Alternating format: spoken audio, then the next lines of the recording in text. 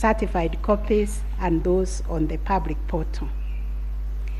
The purported evidence of Celestine Opio and Arnold Oginga, sworn in their respective affidavits, are not only inadmissible, but are also unacceptable. It has been established that none of the agents on whose behalf the forms were being presented swore any affidavit, that there is nothing to show that they had instructed both Celestine and Arnold to act for them, yet the two have gone ahead to depone on matters that are not within their knowledge. This court cannot countenance this type of conduct on the part of counsel who are officers of the court. Though it is elementary learning, it bears repeating that affidavits filed in court must deal only with facts which an opponent can prove of his own knowledge, and as a general rule, counsel are not permitted to swear affidavits on behalf of their clients in contentious matters like the one before us, because they run the risk of unknowingly swearing to falsehood and may also be liable to cross-examination to prove the matters deponed. We must remind counsel who appear before this court, or indeed before any other court or tribunal, of the provisions of sections 113 and 114 of the Penal Code, that swearing to falsehoods is a criminal offense, and two, that it is an offense to present misleading or fabricated evidence in any judicial proceeding.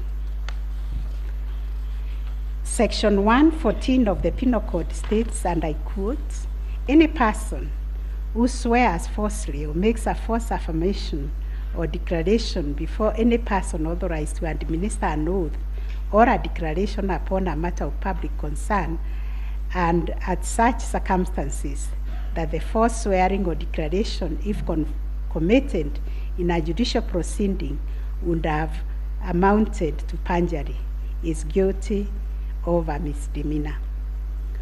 One of the most serious losses an advocate may ever suffer is the loss of trust by judges for a long time. Such conduct amounts to interference with the proper administration of justice. The contents of the affidavit of John Mark Githongo, which may contain forgeries, are also dismissed for not meeting the evidential threshold. Those averments contain no more than incredible and hearsay evidence.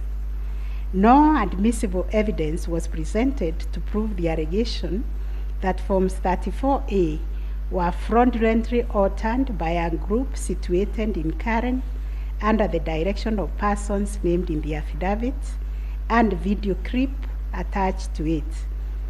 As a matter of fact, these two affidavits amount to double hearsay and incapable of being proved at each of the rears. We turn to Form 34A for Gacharaigo Primary School, which was sensationally presented by Madam Judy Soweto, advocate, to show that one Jose Kamango accessed the RTS and interfered with the result contained therein. This also turned out to be no more than hot air, and we were taken on a wild goose chase that yielded nothing of probative value. The Kim's kit relating to Songonyo Primary School, which bore the same serial number with another, was admitted by IMBC as an inadvertent manufacturer's error.